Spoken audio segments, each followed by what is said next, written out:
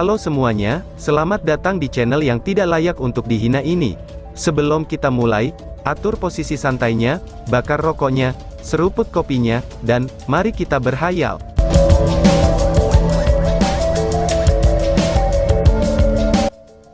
Kita lanjut ke alur ceritanya. Patung besar itu secara bertahap menjadi lebih berbeda. Berbentuk sama dengan yang ada di lantai pertama, patung itu memberi kesan yang sama telah mencapai ujung lantai, jika bukan karena lingkungan yang luas dari kabut di sekitarnya. Patung nekromancer suci, Slamaning Calamity Elux melayang di sana, seolah-olah awan dan kabut mengangkat bobot pada patung tersebut.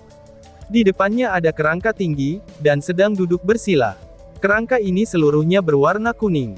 Ketika kelompok Long Hao Shen mendekat, pancaran cahaya kuning samar mulai dipancarkan dari tubuhnya. Mata Long Hao Shen dipenuhi dengan kejutan, mereka memang dihadapkan dengan pengawal suci ke-9 yang merupakan jiwa seorang berkekuatan besar, yang atributnya seperti yang dia harapkan. Elemen bumi, ucap Long Hao Shen dengan terkejut.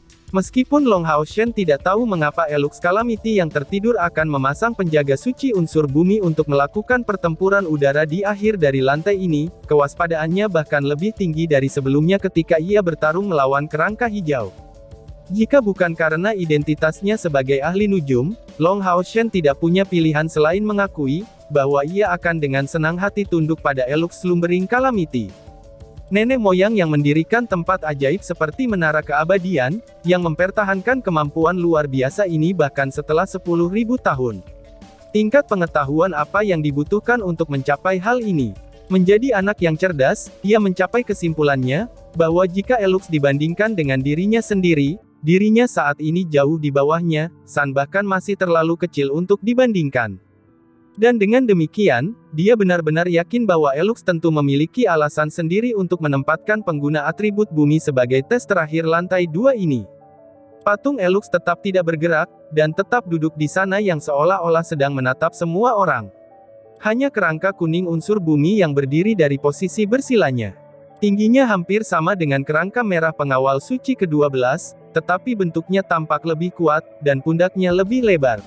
Ini memberinya penampilan yang sangat mantap, seolah-olah berdiri bagaikan gunung. Sinar kuning samar menyala di punggungnya, lalu mengungkapkan dua sayap tulang kuning yang menyebar, dan membuat tubuhnya melayang di udara. Sinar kuning yang berkilauan tiba-tiba menyala di kedua matanya yang berwarna putih pudar, itu benar, mereka berwarna putih, dan bukan kuning. Long Hao Shen terkejut, dan banyak pikiran segera terlintas di benaknya. Kerangka kuning ini tampak tidak lemah dalam hal kekuatan, dan mungkin sudah melampaui tingkat ke-7. Saat dia dalam pemikiran yang mendalam, kedua tangan kerangka kuning bergerak secara bersamaan, dan menciptakan penghalang kuning di depan Long Hao Shen. Energi lembut yang dipancarkannya, itu dapat mendorongnya sejauh 10 meter. Kemudian, sinar kuning itu diikuti oleh gelombang yang menyapu semuanya. Itu tidak hanya menyelimutinya, tetapi juga Hao Iwe dan yang lainnya yang saat ini di punggungnya. Saat itu juga, awan dan kabut yang menutupi seluruh lantai 2 menjadi kuning. Sebuah energi yang sulit digambarkan serta begitu mengerikan dan masif ini, tiba-tiba muncul di udara dengan panik saat menariknya ke bawah. Gravitasi. Long Hao Shen langsung mengerti kemampuan yang digunakan oleh kerangka kuning ini. Ini harus menjadi teknik gravitasi yang telah lama hilang, dan hanya digunakan pada zaman kuno oleh penyihir bumi. Sayap di punggung Long Hao Shen dengan panik mengepak dalam upaya untuk menstabilkan keseimbangannya. Tetapi gravitasi ini bahkan lebih kuat dari yang dia duga, dan bahkan dengan lebih dari 14.000 unit energi spiritual, dia masih tidak dapat tetap berdiri tegak, dan masih ditekan ke bawah sedikit demi sedikit.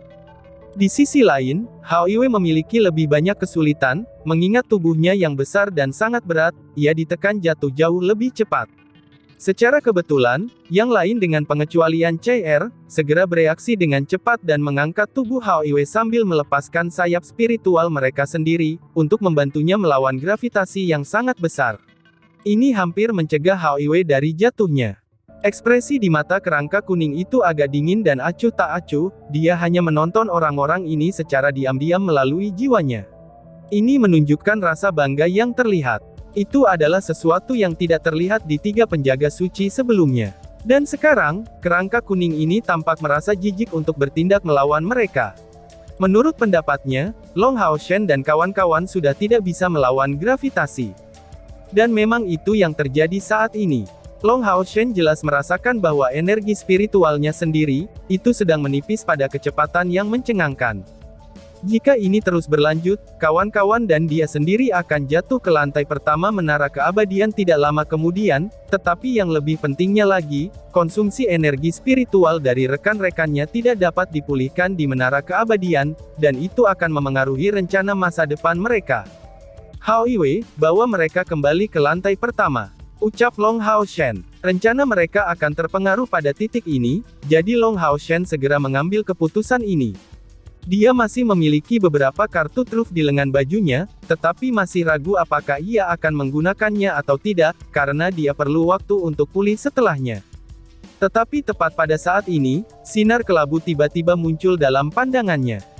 Meskipun berkilau, cahaya abu-abu itu tidak terang, dan seakan-akan memenuhi udara dengan kilau abu-abunya.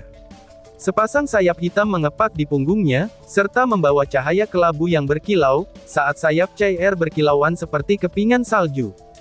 Dia tiba-tiba tidak terpengaruh oleh perubahan gravitasi.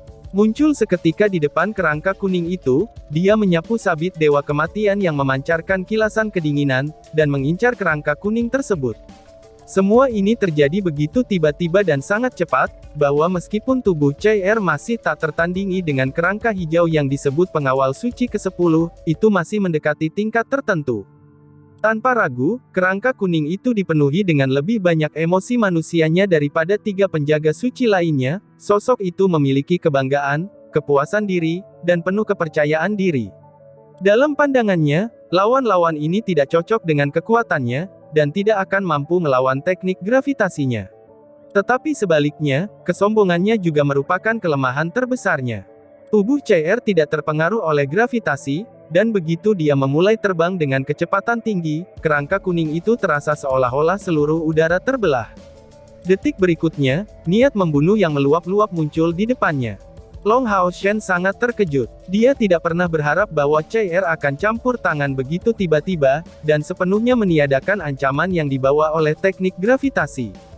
Ketika Chai-Er memegang sabit Dewa Kematiannya, rasa dingin di matanya membuatnya berpikir, bahwa dia seperti telah mendapatkan kembali ingatannya. Ini mengguncang dan menyenangkan Long Hao Shen, bahkan lebih dari kekuatan ofensif besar-besaran yang datang dari serangan Chai-Er. Apakah Chai-Er? Chai-Er aku, sudah sadar kembali, ucap Long Hao Shen. Merasakan matanya menghangat, beberapa cairan mulai bocor dari mata Long Hao Shen. Kerangka kuning itu seperti yang diharapkan memang sangat kuat. Kedatangan Chai-Er dengan sangat tiba-tiba ini, tetapi kebanggaannya juga tidak berdasar. Sambil menarik kembali, sosok itu membangun tembok bumi tanpa peringatan, dan meskipun hampir dihancurkan oleh sabit Dewa Kematian, dinding itu tetap beradaptasi dengan segera. Tapi saat itu juga, niat membunuh yang kuat yang dipancarkan dari tubuh Chai-Er menghilang tanpa jejak. Untuk beberapa waktu, kerangka kuning itu menatap kosong, tetapi gerakannya tidak berhenti. Seolah-olah naluri tempurnya terukir jauh ke dalam tulangnya. Kapan saja, ia memikirkan langkah selanjutnya, dan instingnya bergerak sebelum melakukan tindakan selanjutnya. Tangannya yang besar dan kuat tiba-tiba menyatu satu sama lain, dan segera, penghalang kuning menyebar di sekitarnya. Ini tampak sedikit seperti cincin api penangkal dari penyihir api, tetapi mantranya mencakup semua arah, dan tampak jauh lebih kuat. Menjadi mantra bumi dari tingkat ke-6, itu menggabungkan serangan dan pertahanan sebagai satu kesatuan. Dan selanjutnya, jangan pernah lupa bahwa itu dilakukannya secara mudah. Tapi sosok hitam pekat Chai-Er muncul tanpa suara di belakang punggungnya, begitu mantranya selesai. Warna abu-abu yang berkilau tiba-tiba saja muncul di udara, dan diikuti segera oleh suara yang membelah. Sabit Dewa Kematian mengeluarkan suara mendesis yang menyedihkan, yang dipaksakan oleh pengguna kecelah yang kecil. Segera, karakter untuk Dewa Kematian pun muncul di tubuh kerangka kuning itu dalam warna abu-abu yang berkilau. Sosok hitamnya berlalu dengan cepat, sebelum gravitasi yang kuat di sekitarnya menghilang sepenuhnya. Ketika Chai-Er mendapatkan kembali pijakannya di punggung Hao Yue, niat membunuh yang muncul dari tubuhnya menghilang, dan yang tersisa hanyalah mata besarnya yang berkedip tampak ragu. Seolah-olah dia tidak tahu apa yang baru saja dia lakukan. Semua orang menatapnya dengan tatapan kosong, bahkan Hao Iwei sekalipun. Ekspresi syok yang ekstrim memenuhi mata dari 5 kepalanya yang besar. Kata abu-abu yang bertuliskan Dewa Kematian itu pun berangsur-angsur menghilang, dan kerangka kuning muncul kembali di depan semua orang. Hanya saja, nyala api kuning di matanya berhenti berdenyut, dan sesaat kemudian tubuhnya hancur, kemudian berubah menjadi debu kuning yang menghilang di langit. Kilatan cahaya kuning muncul, dan tubuh kerangka kuning terbentuk lagi. Hanya saja kali ini, itu jauh lebih besar daripada bentuk penjaga suci ke-11 dan penjaga suci ke-12 pada saat kelompok Long Hao Shen membersihkan lantai pertama. Tidak kurang dari 1/4 jam kemudian, sosok kerangka kuning direkondensasi. Hanya saja, nyala kuning di matanya jauh lebih lemah daripada sebelumnya. Dia melihat dengan ekspresi agak ketakutan ketika melihat CR yang berdiri di Hao Iwei, dia benar-benar bingung tentang situasinya. Segera diam, ia seperti manusia yang ketakutan dan memulihkan akalnya sendiri. Kemudian penjaga itu membungkuk di depan Long Hao Shen. "Tuan, pengawal suci ke-9 bersedia melayani kamu," ucap sang pengawal Auci ke-9. Dibandingkan dengan 3 pengawal suci lainnya, suara yang satu ini jauh lebih jelas dan hanya agak lemah. Setelah suaranya bergema, pengawal suci ke-9 ini kembali berubah menjadi bola cahaya kuning, lalu terbang langsung ke Long Hao Shen dan bergabung kembali dengan Eternal Melody. Menghasilkan semburan panas, Eternal Melody terus berkedip dengan sinar keemasan di dada Long Hao Shen. Long Hao Shen bisa merasakan, bahwa seolah-olah penjaga suci ke-9 ini memulihkan dirinya melalui energi yang terkandung dalam melodi abadi. Situasi seperti ini telah muncul sebelumnya ketika penjaga suci ke-11 dan 12 mengalami kerusakan parah, tetapi itu tidak begitu berbeda selama masa-masa itu. Dari sini, tingkat keparahan dari kerusakan yang ditimbulkan oleh CR bisa dilihat. Bahkan Tower of Eternity tidak dapat sepenuhnya memulihkan tubuh kerangka itu. Lalu kata-kata yang Ye Xiaolei katakan pada Long Hao Shen muncul di benaknya. Menjadi orang yang dipilih oleh Dewa Kematian, warisan CR yang terkandung sebagai kekuatan Dewa Kematian, yang kekuasaannya melampaui yang lainnya. Tampaknya seolah-olah jiwa dari kerangka kuning ini yang disebut penjaga suci ke-9, itu menderita luka yang cukup berat. Dengan demikian, ia muncul begitu bersemangat. Bagaimana bisa kekuatan CR ini telah mencapai tingkatan yang menakutkan? Saat itu, selama serangan terakhirnya, itu tidak diragukan lagi adalah kekuatan yang dia diperoleh melalui kebangkitan dirinya sebagai dewa yang dipilih salah satu yang telah muncul.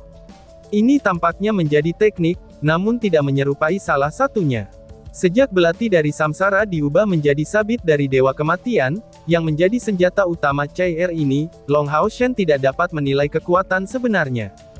Tetapi pada serangan terakhirnya, ketika ia bertanya pada dirinya sendiri apakah ia akan mampu menahannya jika dia menyerang dengan kekuatan itu, dia telah mencapai kesimpulannya, bahwa dia tidak akan hanya perlu untuk pergi keluar dan mengerahkan kekuatan penuhnya dengan niat pedangnya, tapi bahkan meminjam kekuatan dari Dewi Cahaya untuk melakukannya. Dengan cara ini, akan ada kemungkinan baginya untuk menahannya, tapi itu tanpa kepastian. Itu bukan berarti bahwa kekuatan CR ini lebih tinggi dari Long Hao Shen, itu justru sebaliknya, kekuatannya saat ini masih berada di bawah Long Hao Shen. Namun, tungku spiritual CR dan senjata di tangannya yang terlalu tangguh. Ketika mentransformasikannya menjadi sabit kematian, belati samsaranya menjadi artefak ilahi yang asli. Bahkan setelah kebangkitannya, CR saat ini masih tidak dapat membawa keluar kekuatan sebenarnya. Mengepakkan 4 sayap di punggungnya, Long Hao Shen bergabung ke sisi CR San berkata, "CR, bagaimana perasaanmu? Apakah kamu baik-baik saja?" ucap Long Hao Shen. Mengingat bagaimana dia telah menggunakan kemampuan yang kuat, Long Hao Shen takut mungkin dia akan menderita serangan balik. CR menjawab, "Tenang saja, itu adalah 7 arts dari Dewa Kematian, seni yang pertama, Deat Prematur," jawab CR. Long Hao Shen mengambil napas dalam-dalam. Dia mengerti bahwa ini adalah Seven Arts dari Dewa Kematian yang mirip dengan masa lalunya ketika menggunakan tungku spiritual samsara, dan bahkan jauh lebih kuat. Tidak memberinya waktu untuk terus mempertanyakannya, CR mengangkat kepalanya untuk melihat dia, "Aku baru saja merasa sedikit terkendala, dan kemudian menjadi seperti itu.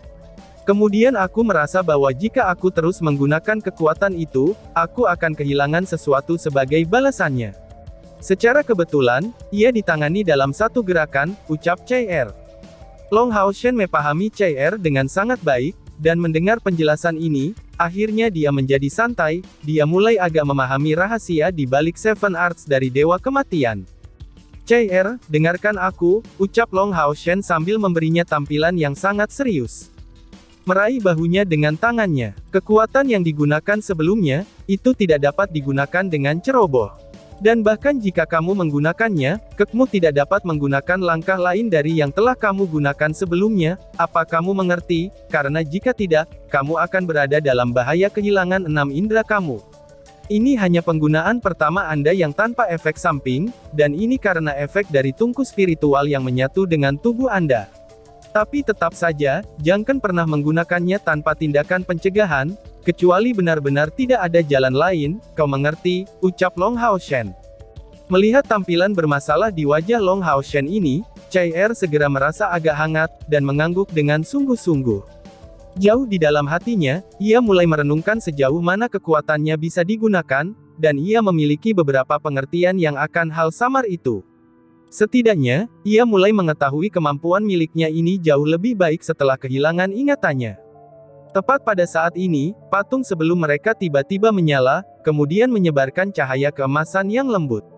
Seolah-olah datang dan hidup, bahwa patung itu memancarkan fluktuasi besar energi spiritual, dan menyebabkan semua orang merasakan tekanan yang luar biasa. Selamat, anakku. Uji coba dari lantai kedua sudah dibersihkan semuanya. Jika ini terus berlanjut, aku akan menunggu kamu di ujian akhir. Karena kamu telah melewati lantai 2, kamu telah memiliki cukup kemampuan untuk membela diri, tapi untuk benar-benar sukses menerima warisanku, kekuatan kamu saat ini jauh dari cukup. Kamu harus menjadi lebih kuat lagi, dan bahkan lebih ditentukan. Hanya dengan resolusi untuk terus menekan ke depan, kamu dapat mencapai lantai yang lainnya. Aku akan menunggu di sana untukmu. Pada perjalanan berikutnya, kamu harus pergi ke atas dengan kekuatan kamu sendiri. Sebelum kamu mencapai lantai 6, aku tidak akan memberikan imbalan selain penjaga suci seperti yang kamu taklukkan, aku sangat percaya, bahwa kamu pasti akan berdiri di sisi aku, ucap Elux. Pop, sebuah pilar cahaya keemasan tiba-tiba muncul, dan seolah-olah menusuk lantai, cahaya itu melewati batas lantai ini dan menembus ke lantai 3. Melihat pilar lurus cahaya itu, Long Hao Shen merasa agak kecewa. Dia awalnya percaya, bahwa karena tidak ada dorongan untuk energi spiritual mereka di lantai ini, mereka setidaknya akan menemukan beberapa peralatan sebagai hadiah. Tapi hal-hal tidak berjalan seperti yang ia harapkan, dan akhirnya dia tidak mendapatkan imbalan selain 2 penjaga suci. Namun, kekecewaannya hanya berlangsung sesaat, dengan cepat, Long Hao Shen menjadi merasa lega. Seperti kata pepatah, memberikan manusia ikan, dan kamu telah memberinya makan untuk 1 hari. Mengajar seorang pria untuk ikan, dan kamu akan memberinya makan untuk seumur hidup. Di lantai 2 ini, mereka sudah belajar tentang pertempuran udara. Bukankah ini bahkan lebih penting daripada peralatan? Selanjutnya, dengan bantuan dari 2 penjaga suci, kekuatan gabungan dari tim mereka sudah melampaui mayoritas kelas Raja Demon Hunter Squad. Tentu saja, bahwa penjaga suci elemen bumi ini masih membutuhkan waktu pemulihan untuk mendapatkan kembali kemampuan untuk pertempurannya. Pada saat ia menghadapi Chai-Er sebelumnya, kekuatannya itu tampak bahkan tidak dikeluar sepenuhnya. Itu karena semua kemampuannya tertahan oleh sabit besar Dewa Kematian milik Chai-Er, hanya karena dengan meremehkan musuhnya, hasil akhirnya adalah kekalahannya dari Chai-Er dengan menggunakan Seven Arts dari Dewa Kematian. Rawa dari Gloom masih gelap, dan saat malam sudah mendekati, gas rawa beracun di udara menjadi lebih berat dan lebih tebal. Danau di mana ada ikan gergaji yang hidup, yang mungkin satu-satunya tanah suci di luar sana. Riak sering muncul di permukaan air jernih ini, dan itu terdiri dari mineral murni. Danau ini tidak terlalu dalam, hanya sekitar 2 atau 3 meter. Kalau orang melihat ke bawah danau dari permukaan, ia akan menemukan bahwa cahaya perak samar sesekali berkelebat di dasarnya. Meskipun ikan gergaji tampak sengit, mereka benar-benar binatang ajaib herbivora, dan tidak tertarik dalam daging. Tanaman air juga sangat melimpah di danau, serta tanaman merambat yang lembut terlihat makmur di lingkungan, dan ini adalah makanan favorit mereka. Pada saat mereka ingin makan, ikan gergaji akan makan dalam kelompok. Mengambil bentuk layar cahaya perak, mereka memotong beberapa tanaman merambat ini menjadi potongan-potongan sebelum menghilang. Waktu makan mereka, itu pada umumnya tidak berlangsung lama, karena mereka terlalu cepat, dan sekali mereka pergi, danau akan kembali menjadi tenang. Hierarki dalam komunitas ikan gergaji ini, tidak ditentukan dengan cara yang sama seperti di antara binatang ajaib biasa. Ukuran potongan perak kulit di punggung mereka, itu ditentukan perbedaan dalam kekuasaannya. Dengan demikian, ikan gergaji dengan warna silver terang adalah ikan kuat yang menjaga bagian luar. Ikan gergaji adalah binatang ajaib dari peringkat ke-8, di antaranya dengan bakat tertentu, itu akan memiliki harapan untuk mencapai peringkat ke-9. Dan raja mereka adalah binatang ajaib otentik dari peringkat ke-10, dan juga cukup kuat untuk membuat Forest Boa King meringkuk. Ini adalah salah satu raja sejati di Rawa Gloom. Sebuah cahaya redup diam-diam muncul di jarak tertentu dari lokasi ikan gergaji, yang luasnya sekitar 2 meter. Segera, sesosok manusia satu demi satu muncul dari itu, dan segera melepaskan sayap spiritual mereka. Long Hao Shen menunjuk langit, dan semua orang mengikutinya di sana. Kali ini, ia tidak melepaskan mantel suci untuk menghilangkan racun dalam jangkauan untuk semua orang. Sebuah mantel suci tidak diragukan lagi akan meningkatkan konsumsi energi mereka sedikit, tapi dengan itu, mereka tidak akan perlu untuk tetap berkumpul begitu erat lagi. Long Hao Shen mengangguk untuk semua orang, dan kelompok dengan cepat tersebar di kabut.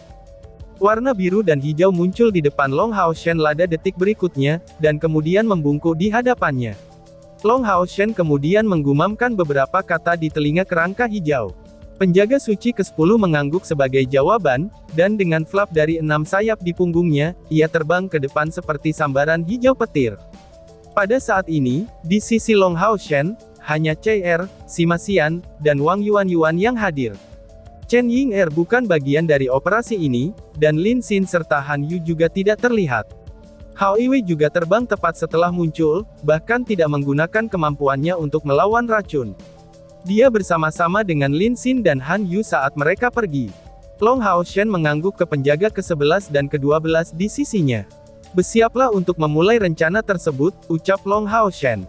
Sementara itu, ia perlahan-lahan mengangkat 2 pedang berat di tangannya, yang secara bertahap berubah menjadi putih, sementara ia memasuki keadaan mistis. Mereka yang terbang tinggi di udara, yang merupakan ketinggian tertinggi sebuah ikan gergaji biasa, itu bisa mencapai sekitar 20 meter.